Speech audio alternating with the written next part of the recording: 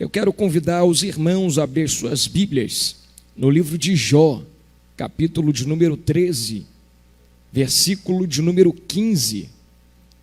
Livro de Jó, capítulo de número 13, versículo de número 15. Apenas a parte A do versículo. Um texto que talvez não nos seja muito conhecido, mas é muito precioso. Os irmãos que encontraram, digam amém. Meus irmãos, assim está escrito na palavra do nosso Deus: ainda que ele me mate, nele esperarei. Eu vou repetir: ainda que Deus me mate, nele eu esperarei. Pode tomar os vossos assentos, que Deus vos abençoe. Queridos irmãos, queridas irmãs, sabemos nós que estamos vivendo épocas difíceis na face da terra. É bem provável que você tenha por preciosa a sua vida. E qual é o ser humano que não tem? Eu seria louco de subir nesse altar essa noite e dizer que sua vida não é preciosa. Muito pelo contrário. Talvez a melhor coisa de mais valor que nós possuamos nessa existência, nessa vida, seja a nossa própria vida, o nosso próprio fôlego. Mas no capítulo 13, versículo 15, Jó está fazendo algo que vai contra a um gatilho de existência de muitas pessoas. Qual é a pessoa que em sã consciência, a pessoa que em perfeito pensamento diria essas palavras: ainda que ele me mate, ainda que Deus me extermine, ainda que Deus acabe comigo, eu vou continuar no centro da sua vontade, do seu propósito. Parece algo totalmente contrário ao que é humano, e de fato é, porque quando nós lemos o capítulo 1 do livro de Jó, nós vemos um homem completamente ajustado, tanto aos padrões dele mesmo, quanto aos padrões daqueles que o rodeiam. Você vai ler acerca de Jó, e a Bíblia faz questão de dizer que Jó era um homem rico, que possuía muitos bens, um homem que era muito bem ajustado, socialmente, economicamente, possuía sua família, possuía amigos, era bem visto, possuía um respeito, possuía um nome. E o bom do texto é que o próprio Deus dá testemunho dele. Você lê no capítulo 2 e no capítulo 1, Deus do céu apontando o dedo, dizendo: esse é o meu servo. Observaste tu, Satanás, meu servo Jó, homem íntegro, homem reto, homem que se desvia do mal. Então você vê que o próprio céu e o próprio Deus está apontando para Jó e dizendo: esse rapaz é um belo exemplo do que é ser crente. Esse rapaz é um belo exemplo do que é ser servo.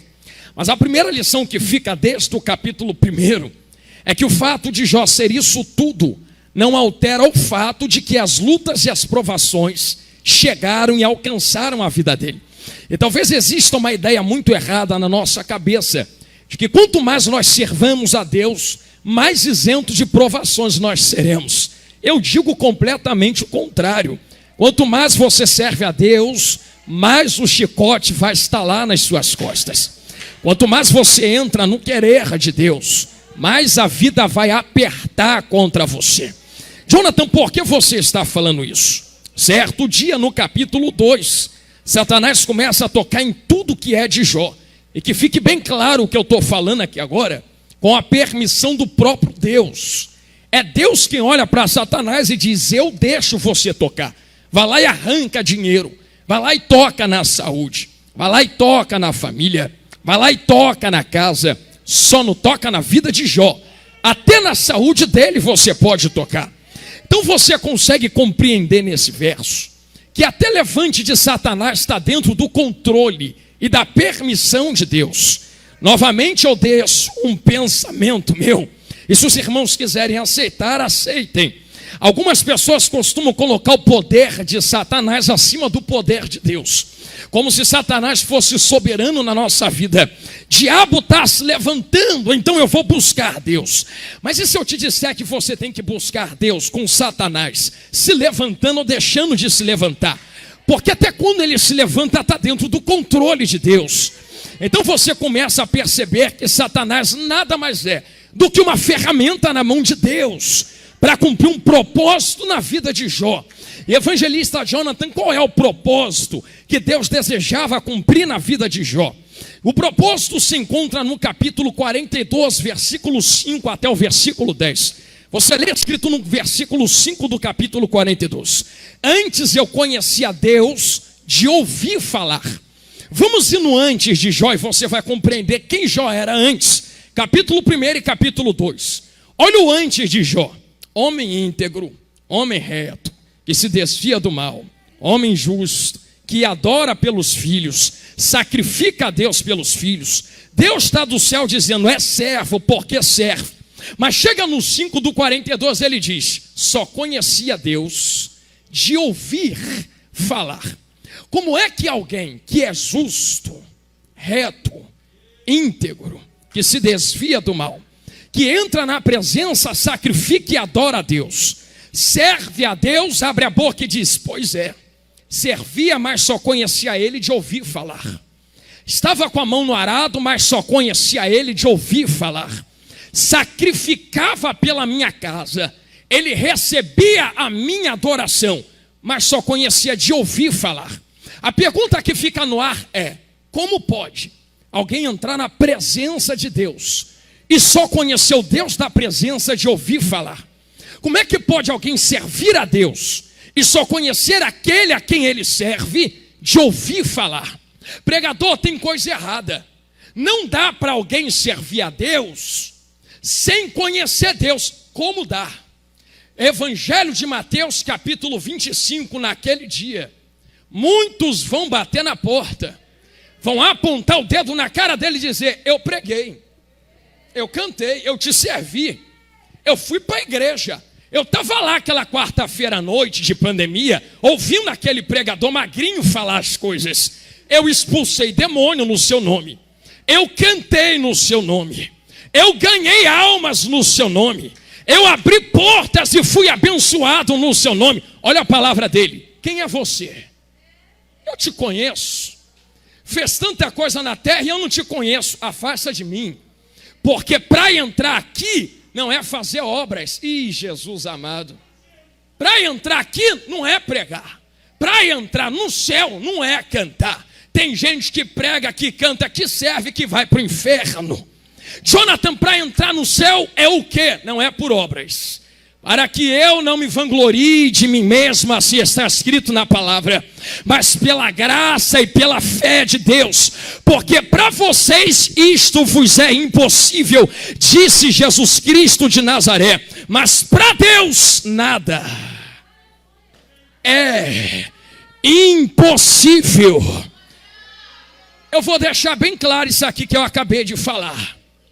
Eu não faço obras para ser salvo. Eu já fui salvo na cruz do Calvário, por isso estou fazendo obra. Eu vou falar isso aqui de novo. Eu não prego para entrar no céu. Jesus já assinou meu nome no livro da vida. Já estamos a caminho do céu, por isso estamos pregando.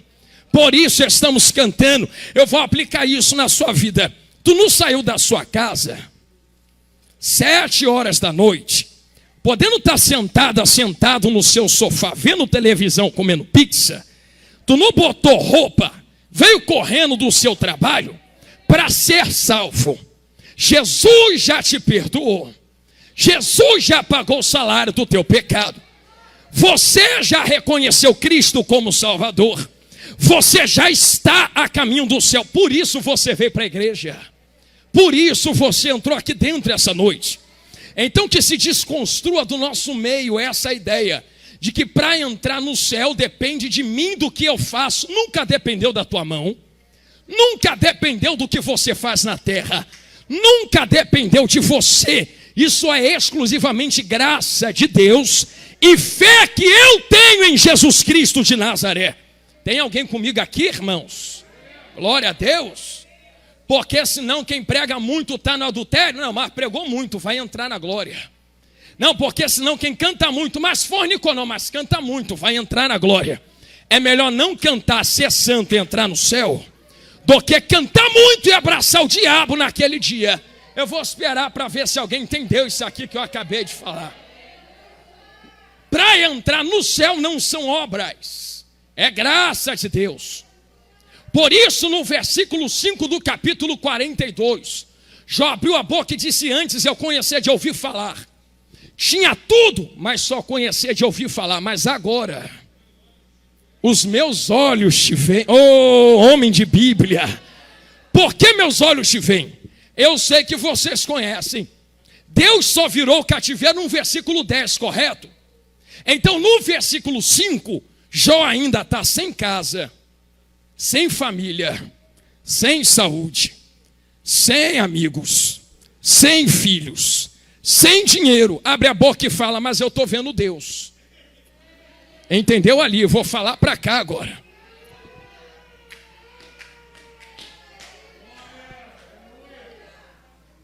Mas espera aí, Jonathan, eu pensei que via Deus quem era abençoado na terra. Eu pensei que para ver Deus tinha que ter porta aberta, dinheiro no bolso, carro zero na garagem, chave da casa nova. Olha, Jó, sem casa, sem saúde, sem dinheiro, sem família. Estou vendo Deus, conheço Deus, eu sei quem Deus é e Deus me conhece. Porque para conhecer Deus não são coisas materiais terrenas. Eu falei algo e as pessoas me bateram muito na internet, mas bateram porque sabem que é verdade. É melhor entrar no céu sem porta, sem chave, sem casa e sem dinheiro, do que ter tudo isso e ir para o inferno. Eu não estou dizendo que você não pode trabalhar e não pode ter dinheiro. Tenha teu dinheiro, trabalhe, senão você vai pagar a conta como? Eu estou falando de prioridade. Eu vou falar isso aqui de novo. Estou falando de prioridade. Eu vou aplicar nas caras agora. As caras como? As claras. Jesus não morreu na cruz do Calvário para olhar para mim aqui no século 21 e dizer: Jonas, você vai ser milionário, você vai viajar de jatinho para Nova York, você vai ter mansão na Barra. Jesus morreu na cruz, olhou para minha cara e disse: é para você não ir para o inferno, meu filho. E casa fica para depois, se der tem, se não der o importante é ir para o céu. Importante não é casa na terra, importante é mansão celestial. Ai, como eu amo a palavra de Deus. Será que ainda há alguém que se alegra com a palavra de salvação aqui? O importante é nós entrarmos na glória. É por isso que Jó abre a boca dizendo: meus irmãos, antes eu conhecia a Deus, já ouvi falar, agora os meus olhos estão vendo Ele. Então perceba, os irmãos, que existe um propósito por trás do que Deus está fazendo com Jó. Deus não está permitindo que ele passe essas coisas porque tem prazer em ver Jó chorar. Deus não enxerga Jó como uma formiguinha andando na terra. Quando vem com o pé e diz: eu vou pisar a formiga, toma dor, porque eu tenho prazer em te ver sofrer. Quando Deus permite a dor, Ele diz: eu não queria que você estivesse sofrendo, mas eu permito que você sofra.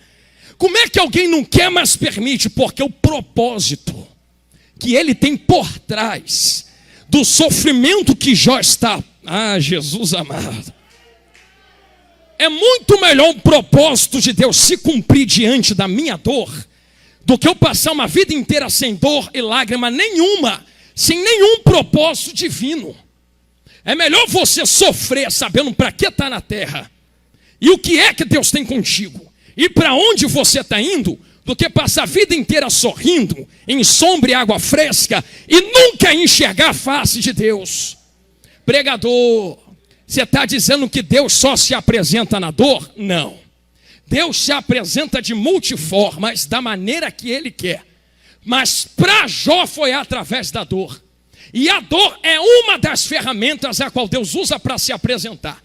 Porque, irmãos, olha para cá para mim.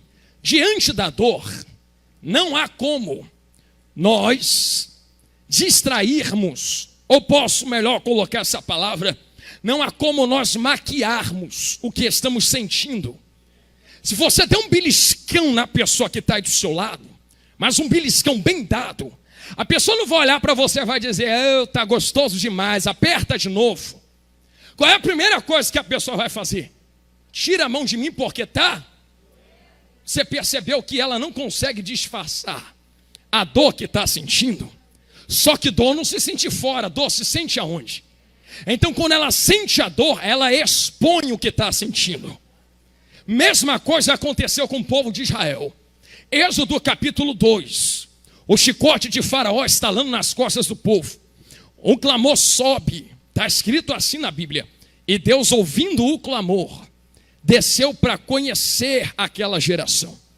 Quando nós lemos esse verso, nós podemos nos inclinar ao pensamento de que Deus não os conhecia. Mas você sabe que Deus é onisciente. Deus conhece todas as coisas, inclusive aquele povo que estava sofrendo. Mas o que denota no texto não é nível de conhecimento de Deus, é nível de relacionamento em quem está na terra. As gerações passadas tinham muito relacionamento com Deus. A nova geração dentro do Egito estava crescendo, mas não tinha um pingo de relacionamento com Deus. E se tivesse, não era parecido com a geração passada. Então quando Deus permite o chicote de Faraó, volta a repetir, não é a única maneira que Deus usa para conhecer. Mas olha o que aconteceu quando o chicote estalou. O clamor subiu. Quando o clamor subiu, Deus ouviu. Quando Deus ouviu, está na Bíblia, e desceu para conhecer. Quem são vocês? Quem são vocês na dor? Quem são vocês quando a porta tranca? Quem vocês são quando falta dinheiro?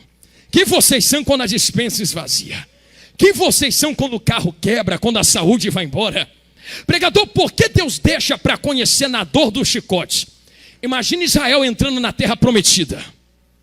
Sombra, água fresca, uvas, a terra larga, eles possuindo a terra, muita bênção. Oh Deus, louvado seja o seu nome por essa bênção. Então peraí, está dizendo que ama a Deus porque Deus é Deus, ou porque Deus deu a bênção? Vou falar para cá agora. Ama a Deus porque Deus é Deus mesmo não abençoando, ou porque Ele pode dar uma bênção? Então antes de colocar na terra, Deus usa o chicote para conhecer quem é quem, se apresentar a eles, para ensinar que Deus não é só Deus na porta aberta, também é Deus na porta trancada. Falei para cá, vou falar para cá agora, porque eu sei que essa palavra é difícil de dar uns glória, não é verdade? Mas Deus não é só Deus quando dá certo, Deus também é Deus quando está tudo dando errado na sua vida. Oh glória, aleluia, louvado seja o nome do Senhor. Pregador, porque Deus também é Deus.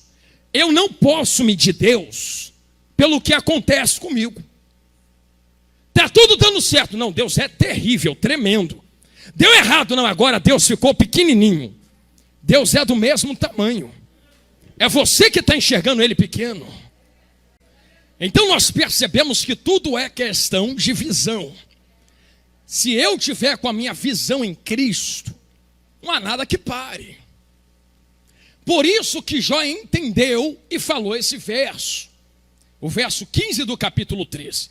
Ainda que Deus me mate, arranca a minha vida, leve embora. Olha o que Jó está fazendo. Eu tenho algo por mais precioso do que a minha própria vida. No começo do texto eu falei que seria loucura a um humano dizer isso, porque a coisa mais preciosa que existe é uma pessoa, é a própria vida. Agora Jó pega aquilo que é mais precioso a si mesmo e diz, gente, tem algo muito mais precioso do que a minha própria vida. O que? Esperar nele. Dá a ideia de localização. Se eu espero alguém em algum lugar. Agora vamos colocar as claras. Aos olhos humanos, Jó tinha força para suportar o que suportou, sim ou não? Deixa eu falar para você. Pega de 30 anos para cá, eu não sei qual é a sua idade, mas desde quando iniciou as suas provações e lutas que você se lembra, aos olhos humanos era possível você suportar o que suportou até hoje, sim ou não? Então como é que suportou? Ai, Jesus, se eu fosse contar minha história aqui, pregador, mas tu é muito novo. Se eu fosse contar minha história aqui, eu não pareço, mas já tenho quase 30. Prego desde os 8 anos de idade. E eu e essa vaza já vivemos tanta coisa por aí afora no Brasil, que se nós fôssemos contar, os irmãos diziam, não, você está inventando isso aí, rapaz. E quando nós olhamos para trás, nós vemos que não foi por força nossa. Não havia força em nós, humana, que pudesse suportar o que eu e ela suportamos, o que vocês suportam todo dia, o que quem está no altar suporta e os nossos irmãos espalhados pelo mundo suportam. É uma coisa sobre-humana. Então perceba que a questão é força. Mas entenda o que é força, estou terminando agora. Força não é eu poder impor a minha vontade sobre outra pessoa. Existem pessoas hoje espalhadas, principalmente na internet, que acham que são fortes, porque conseguem impor a própria opinião sobre outra. E primeiro, já começa por aqui. Não é porque a visão de alguém é diferente da sua que está errada. Eu não sei porque ninguém deu glória, mas vamos lá. Você quer ver só? Você pode ler a Bíblia e dizer assim, olha, eu li na Bíblia que Deus é amor. Aí eu posso ler a Bíblia e dizer, não, mas eu li que Deus é fogo consumidor. Qual está certo? Os dois. Aí tu olha para mim, não, tua visão é diferente, está errada. Não, está certa, só é diferente. O problema é quando você quer impor a sua visão sobre a minha e dizer que a sua é a certa porque você entendeu desse jeito. Mas deixa isso aqui para outro dia. Se a gente entendesse isso, sumia metade das guerras na rede social. Mas deixa isso aqui para outro dia. Então perceba que força não é eu poder impor a minha opinião, impor a minha vontade sobre outro. Pelo contrário, força é apanhar e suportar. Vou falar de novo. Força não é eu impor sobre o mais fraco. Força não é eu subjugar o mais forte. Força é eu apanhar, suportar e continuar. Para Deus, força não é você se impor sobre o outro. Força está na Bíblia. Dê a face, toma o tapa, suporta e continua. Perdoa 70 vezes 7. E se errou comigo, perdoa de novo. Mas não gostei, não interessa, tu morreu, quem vive agora é Cristo, perdoa. Mas deixa isso aqui para outro dia também. Então perceba que suportar dores é que é força. Então olhe para Jó que está suportando dores. Jó é forte. Não porque está apanhando, porque aos olhos humanos está apanhando, então é fraco. Mas aos olhos de Deus está suportando, então é forte. Mas como é que eu alcanço força, Jonathan? Olha o que ele diz. Nele esperarei. Se não há forças em Jó, ele não pode suportar isso. Então ele precisa de algo que lhe dê forças para isso. Assim como Pedro tem origem externa na sua fé, Jó também tem origem externa na sua força. Essa força não vem dele mesmo. É algo que está fora que coloca força nele. O que, Jonathan? Eu sou fraco. O evangelista Jonathan é de natureza ser. Eu sou fraco, mas estou forte. Olha a diferença. Eu sou, mas estou. Sou fraco porque a minha natureza é fraca, mas estou porque estou localizado em algum lugar. Aonde? Jó falou. Vou esperar aonde? Nele. Então, enquanto eu sou fraco, mas estou nele,